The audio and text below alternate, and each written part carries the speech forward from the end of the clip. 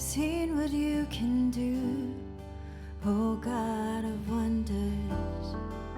Your power has no end.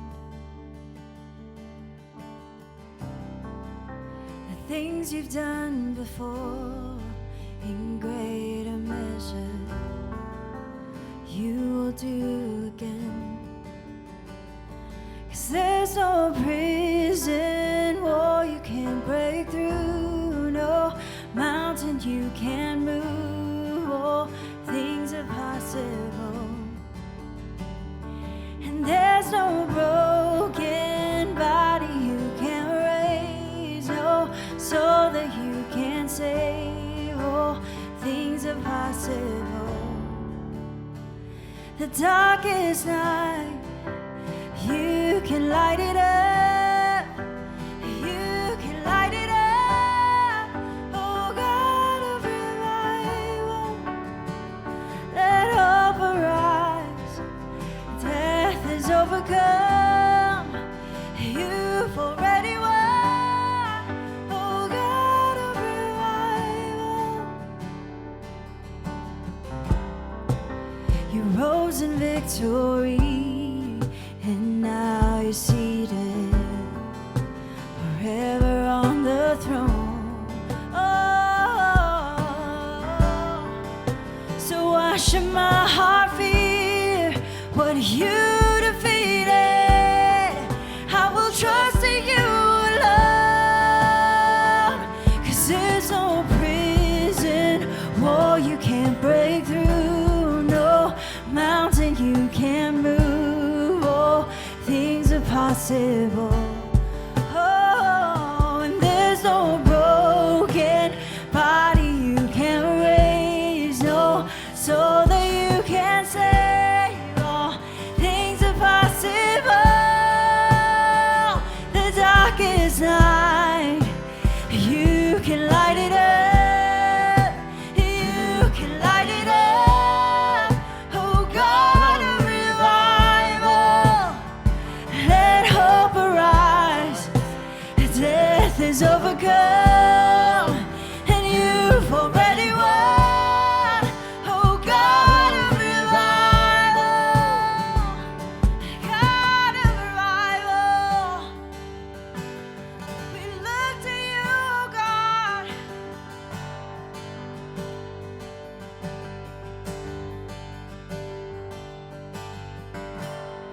Come awaken your people. Come awaken this city. Oh God of revival, pour it out, pour it out. Every stronghold will crumble. I hear the chains hit the ground. Oh God of revival, pour it out, pour it out. Come awaken your people. Come awaken the city. Oh God of revival, pour it out, pour it out. Every struggle will crumble. I hear the chains hit the ground. Oh God of revival, pour it out, pour it out. Come awaken your people. Come awaken the city. Oh God of revival, pour it out, pour it out. Every struggle will crumble. I hear the chains in the ground. Oh God of revival, pour it out, pour it out. The darkest night, you can light it up. You can light it up. Oh God of revival, let hope arise. Death is overcome. You've already won. Oh God of revival.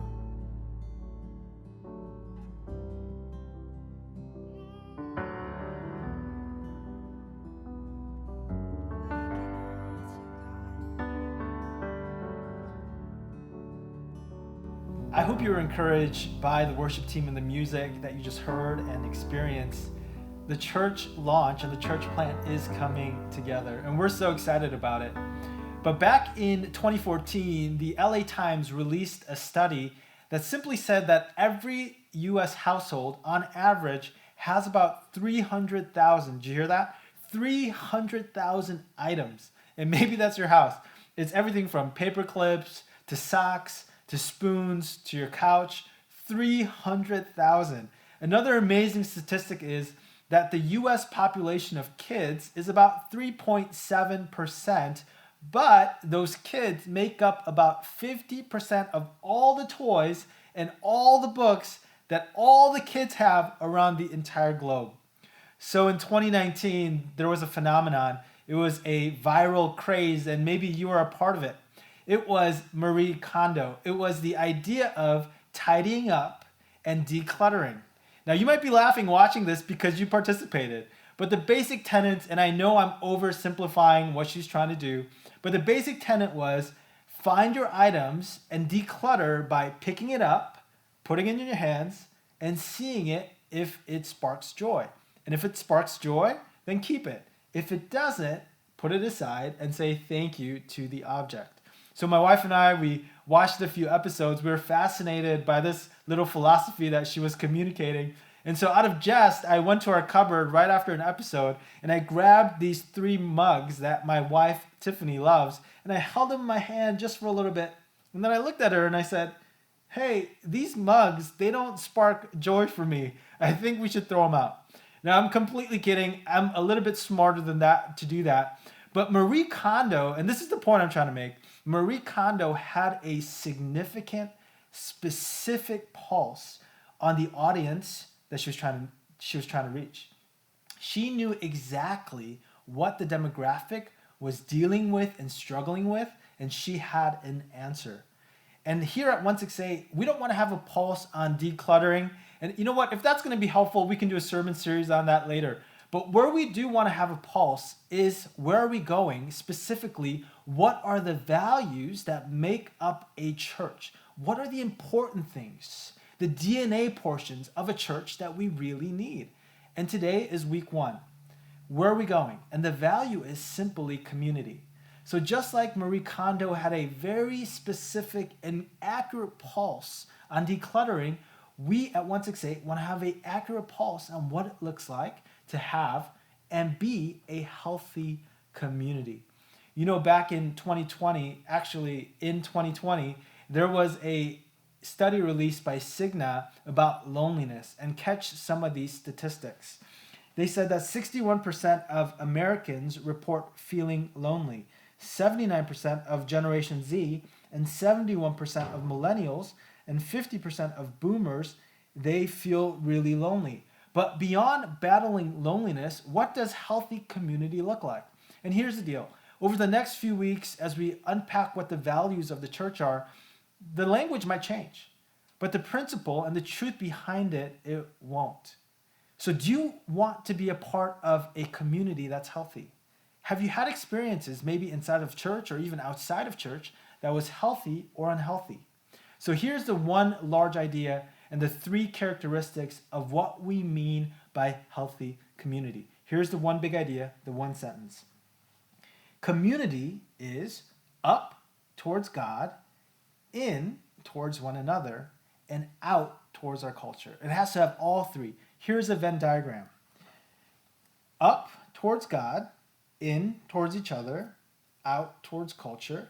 And you notice also the words us Christianity, do Christianity, and community projects. And we'll unpack all of that through our passage in Romans 12, so hang on. So here's the first characteristic of healthy community. Community is in towards each other. That's verses 9 and 10. Take a look at your Bibles. In Romans chapter 12, verse 9, it says, love must be sincere. Now, I don't know if you caught it, but Paul just basically assumes that love is already present part of your community. It's not something he's commanding you to do. He doesn't say you should love each other. He actually says that love should be genuine, that it should be sincere. We're just a few weeks away from Thanksgiving, and it'd be like me coming up to you right now at your door, ringing your doorbell and saying, hey, make sure that the cornbread that I'm assuming is going to be there is going to be moist. I'm not asking asking if cornbread's going to be there. I'm assuming it's going to be there. And I'm associating an attribute of being moist to be a part of it. That's what Paul is doing in Romans chapter 12 as he thinks about healthy community and healthy persons. He says love is an important ingredient that is a part of that process. It's already assumed.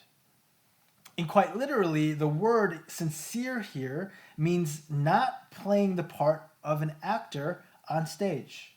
In college, I was part of a intramural soccer team, and we had this one friend of mine, and we gave him the nickname Hollywood.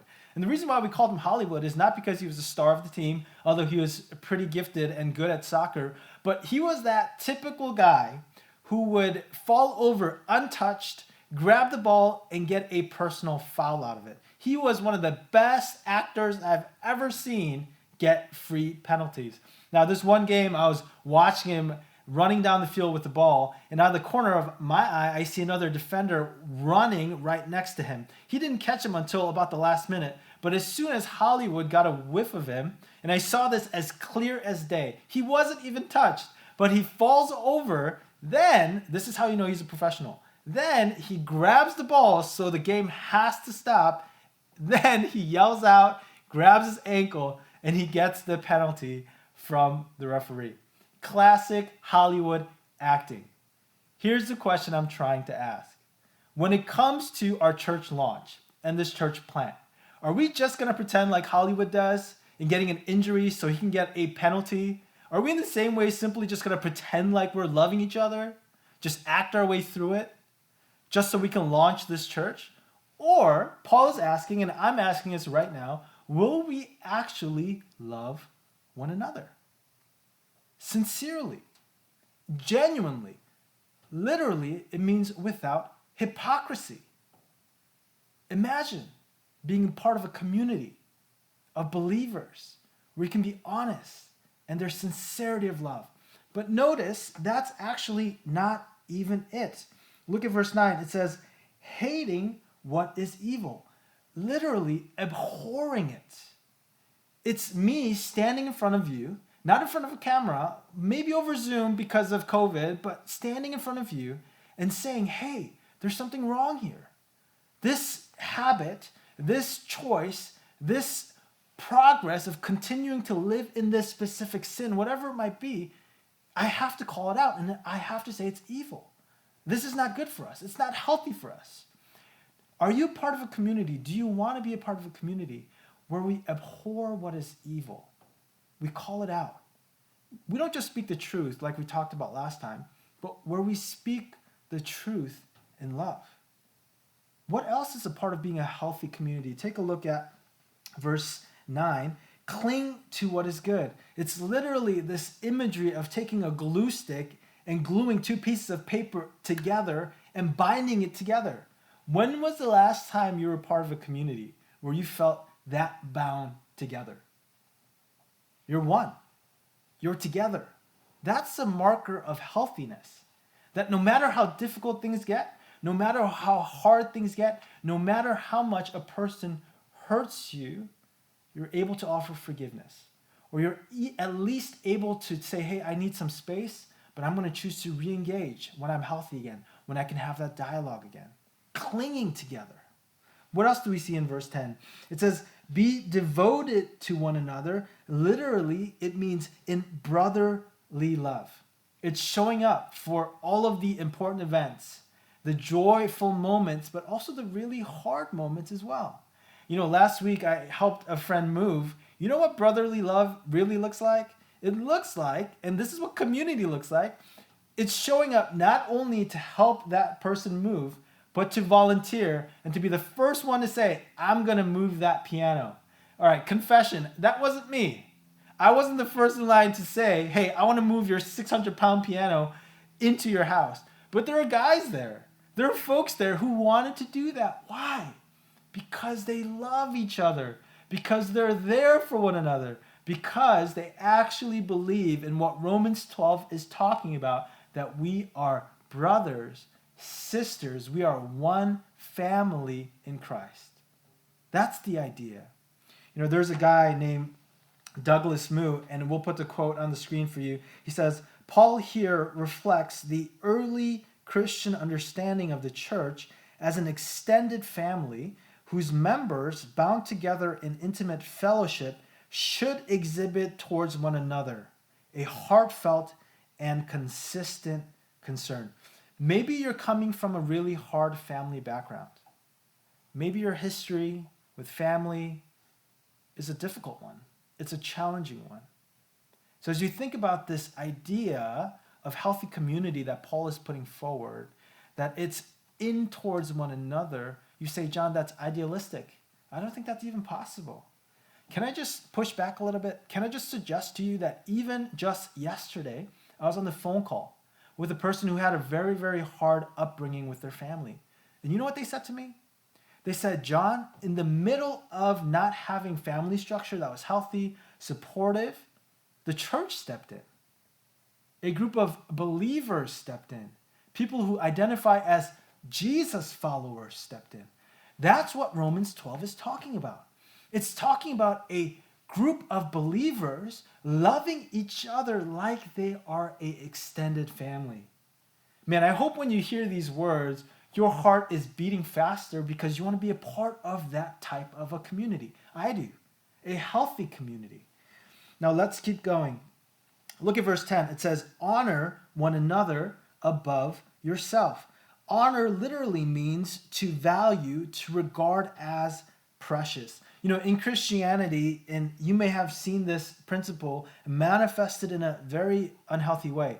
It's when pastors or maybe even leaders of a church say, hey, you should honor me because I am your leader. You should serve me. You should give to me. You should make my life better or easier. But can I just say something? That's the exact opposite of what Jesus taught and the way that he lived.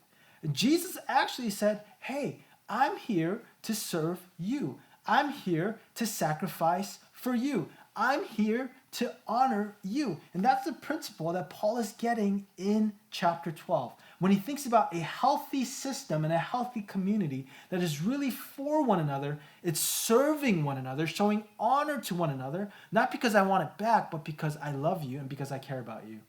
You may not know this, but I'm actually an immigrant. And that means that I moved here, not being born in the United States. And I'm actually from a Korean heritage, and in the Korean culture, there is a very strong sense of respect for your elders. This is a few years ago, but as I was serving as a student ministries pastor in a Korean immigrant church, I remember one Sunday, all the services were finished, everybody had seemingly left, and I was about to leave too. All of a sudden, I listen and I hear the vacuum cleaner running. So I go upstairs to our main auditorium, I kind of open the door and I peek in. And remember, it's a very high honoring culture where you honor your elders.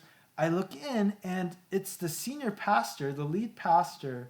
He took his tie off, he took his coat jacket off, he rolled up his sleeves, and he's singing songs to Jesus and he's vacuuming. I know this may not come across as such a shock to you, but in the Korean culture, in that moment, I was pretty shocked. I was taken away because that job of vacuuming isn't for quote unquote the senior or lead pastor. And so I opened the door and I went up to him and I said, hey, pastor, let me please allow me to do that. I just want to honor you and I don't want you to vacuum the floor. And he looked at me and he said, John, I'm the lead pastor, and that means I lead by serving. I lead by putting aside what I want. So you've had a long day. Just go home. My friends, if you're watching this, if you're reading the captions, I want to be a part of a community that fights for the vacuum. I want to be a part of the community where I come to you and I say, hey, no, let me clean that mess up. It's not a part of my job description. It's not a part of what I have to do, but I just want to honor you. I just want to serve you. I just want to love on you. So can I clean that up? I want to fight for that. Can I vacuum? I want to fight for that. I don't want to fight for, hey, you should honor me or you should serve me. I want to be a part of a community where we're outdoing each other and trying to serve each other, love on each other, and be there for one another. Is that something that resonates with your heart?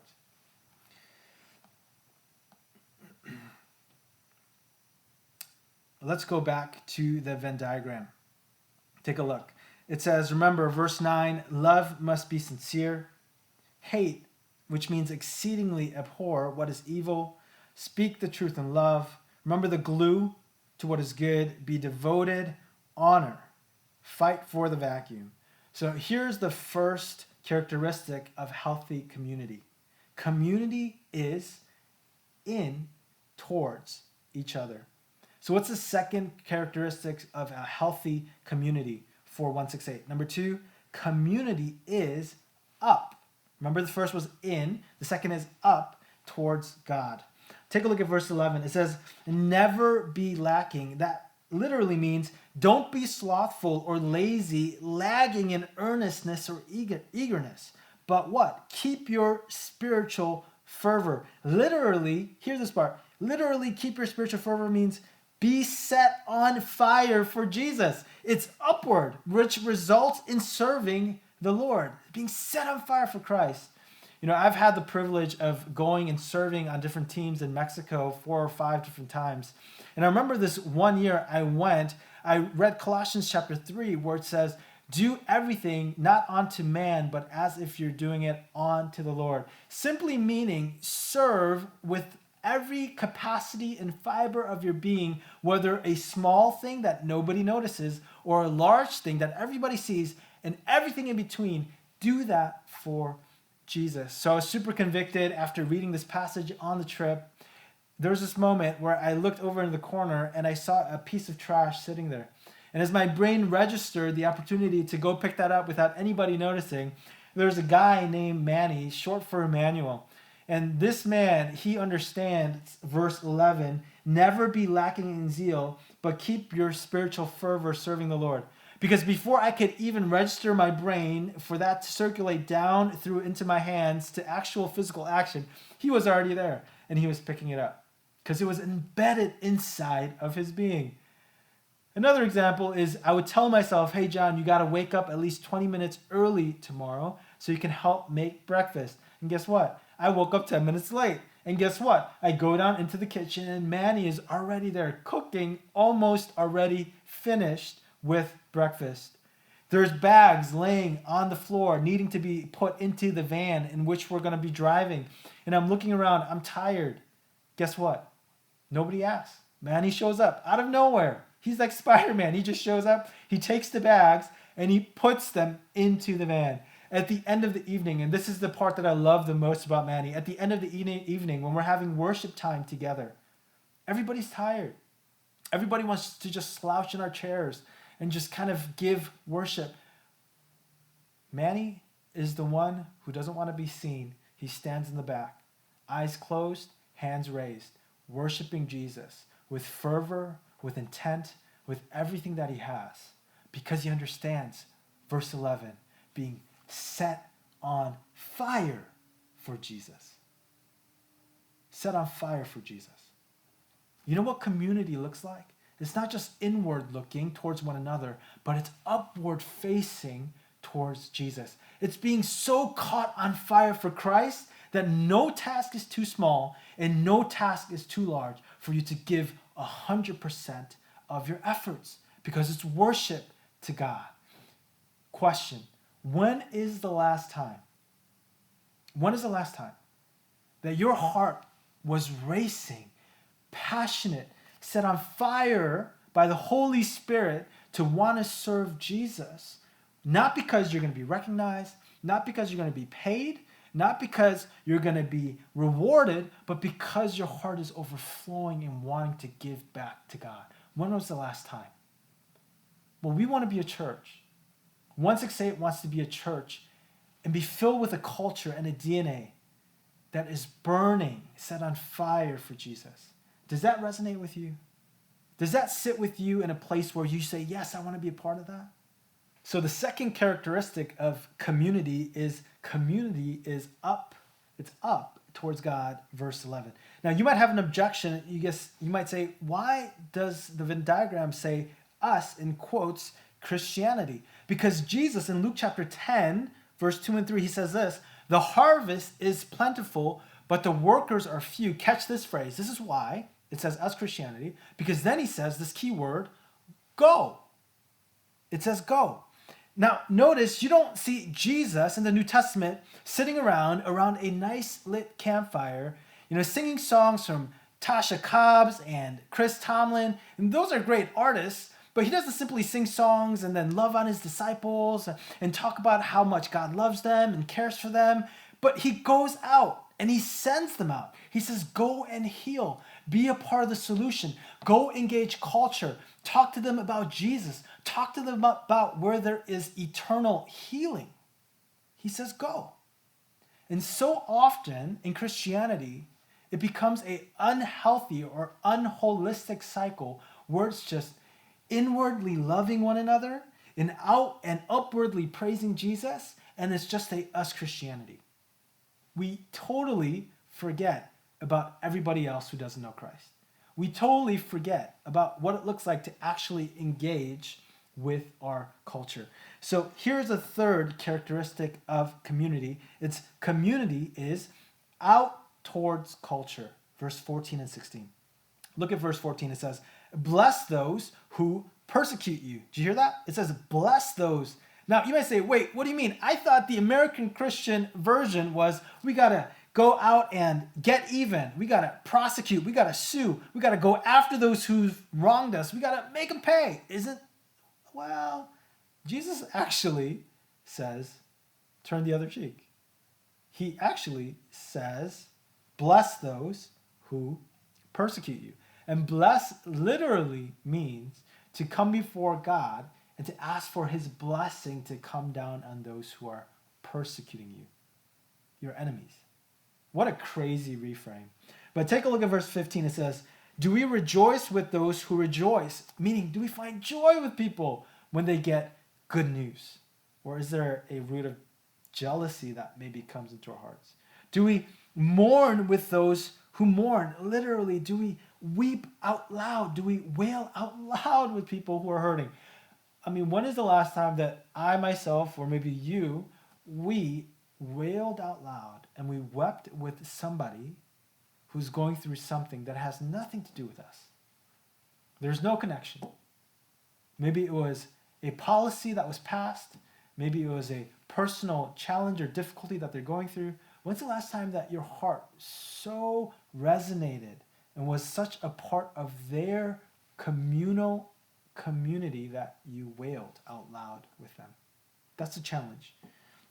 Verse 16, it says low. Now, this word low, it doesn't mean less human, but those who are cast down, those who are marginalized, feeling weighed down in Rome and also in our time. Now, take a look at verse 15. It says, rejoice with those who rejoice, mourn with those who mourn, and live in harmony with one another. Do not be proud, but be willing to associate with people of low position. Now, this word associate is what I want you to hone in on, to focus on. Because this word associate doesn't simply mean, hey, here I am, and we're going to associate, meaning, hey, there are other subcategories of people standing over there, and we're going to say, hey, that's great. I'm so sorry that happened. I'm mourning with you. I'm happy with you in your circumstances. That's not what it's talking about at all. Literally, associate means that we are in it together, in proximity. In 2020, it's literally like Paul saying, you're in the car together.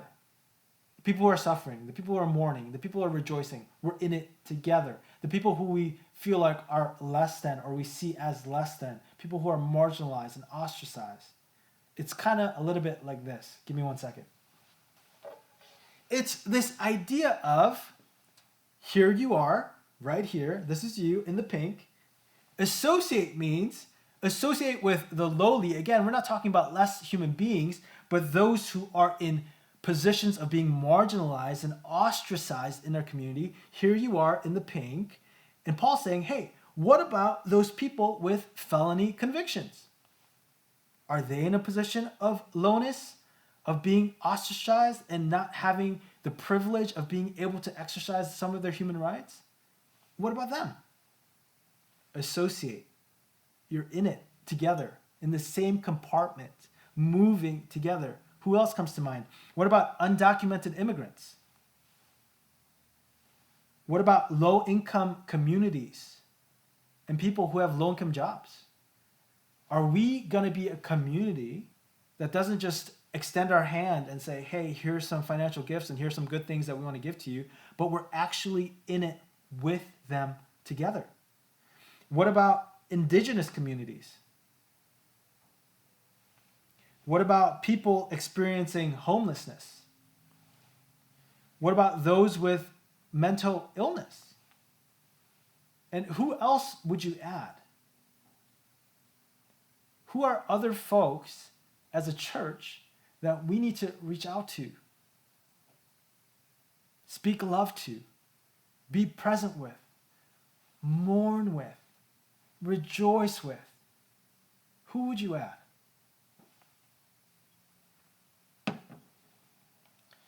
How do we come alongside them and build a pathway towards healing and reconciliation?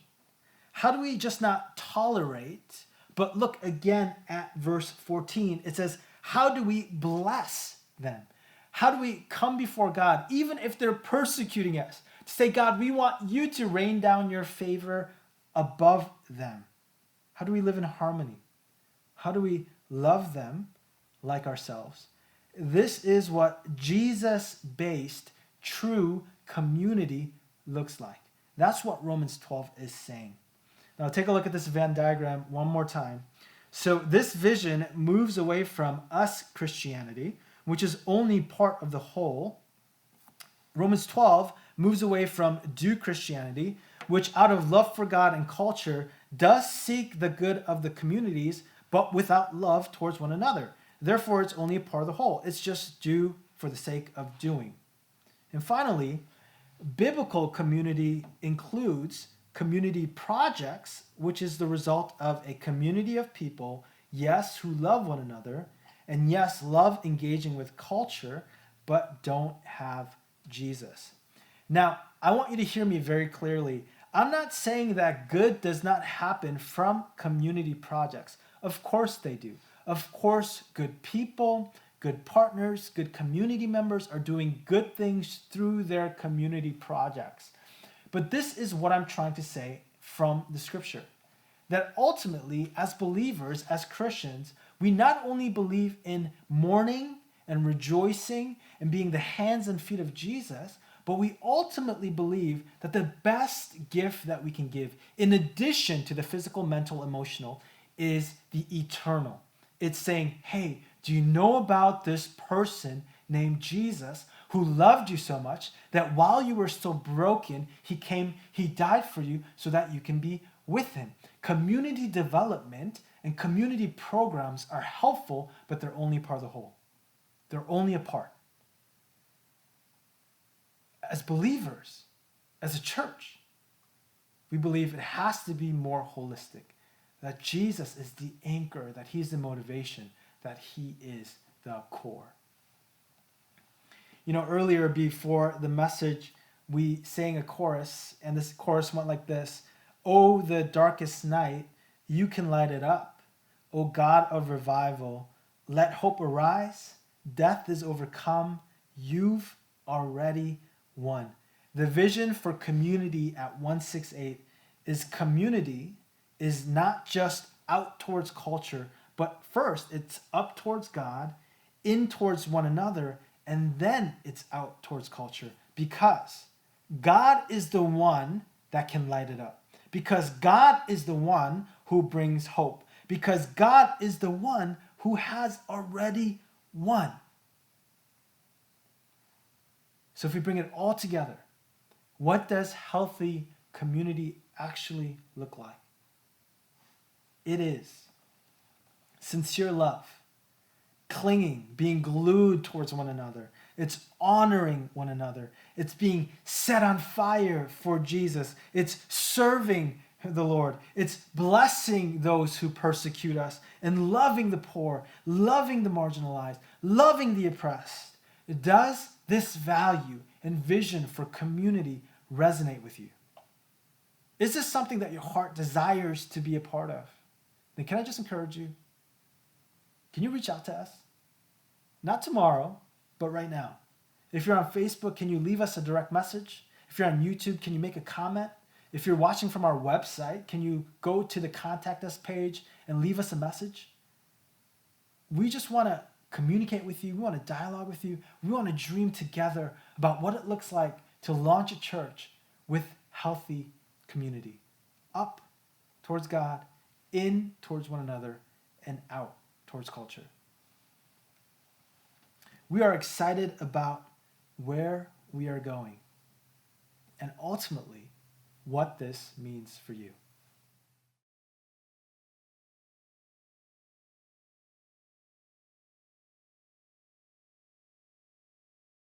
There are numerous challenges in church planting, and right now in this season of 2020, it's called COVID-19.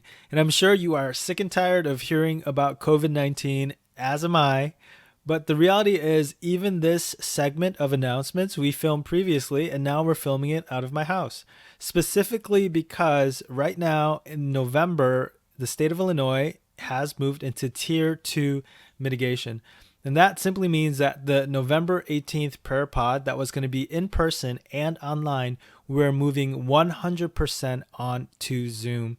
Now that might be really discouraging for you to hear because you wanted to see us and meet us for the first time in person, and so did we. We really did. But one of the principles that Jesus talks about is loving our neighbors as ourselves. And the reality is that all of us, whether directly or indirectly, whether through school or our housing or through our roommates that we might be living with, will come in contact with somebody who is more vulnerable and susceptible to the virus. And so even as we grieve the fact that we can't meet together in person in November, we're looking forward to meeting you on Zoom. And now you might be saying, why Zoom and why not Facebook Live or YouTube Live? And that's because on Facebook Live or YouTube Live, you can't really see each other. You can't really participate and engage with one another. And even still, although we know it's not the same, we want to see you. We want to meet you. We want to talk with you. We want to engage and participate with you. So even as we go onto Zoom, just know this. There's still going to be live music. There's still going to be a large group teach. There's going to be opportunities to break out into smaller groups to share and to pray if you're comfortable. And also, we're going to take a piece of paper and we're going to utilize it to participate and engage in prayer. Now, if at this point you're asking, how are you going to use the piece of paper to engage? And just so you know, whether you're a kid or you're an adult, it's going to be appropriate for them. It's going to be engaging for them. You got to come back. You got to be a part of what we're going to do on November 18th at 7 p.m. on Zoom. So let me just challenge you in this one last way. Don't let virtual fatigue discourage you or hinder you from engaging in this meaningful spiritual practice. We have an opportunity. And just so you know, we already have global prayer partners. There are people praying for us across the ocean. There are people praying for us across this nation. And this is a great way, even if you don't live regionally in Illinois, but you want to participate in this prayer, we'd love for you to join us as we launch this church. Don't let virtual fatigue discourage you or hinder you from joining. So head over to 168cc.org/prayerpods, or if you're watching this on Facebook, leave a comment, or on YouTube or at our website, and somebody from our team will get back to you and provide you with that link. We can't wait. I can't wait to meet with you, to participate with you, and engage with you in prayer on November 18th at 7 p.m. We'll see you there. Since October 25th, we have seen an increase of 20 new people becoming financial partners.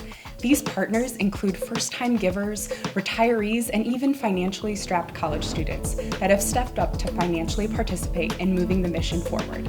As we wholeheartedly believe in helping you participate in the flourishing of our communities, we want you to know that the amount is secondary to the act of participating and giving back to Jesus.